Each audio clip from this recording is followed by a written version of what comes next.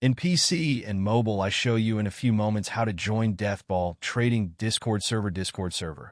For this, we will start with the way in PC since we are here, and then I will explain you how we can do it also in mobiles. To do this, click on the Discover icon that we can see in the lower left corner of our application. Now click on Servers and go to the search box that you will see in the upper right corner and type DEATHBALL values.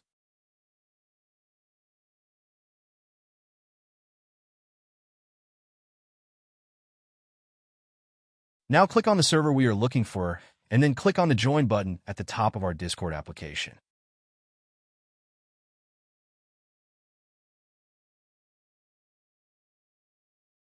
Congratulations, you are already inside the Discord server on PC.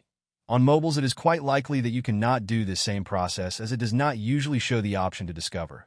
That's why I'll leave a link to access to this server in the description of this video. Simply access the description and click on it, and thereby automatically access the Discord server without doing anything else. Please give a like to this video, comment, and subscribe. Until the next one.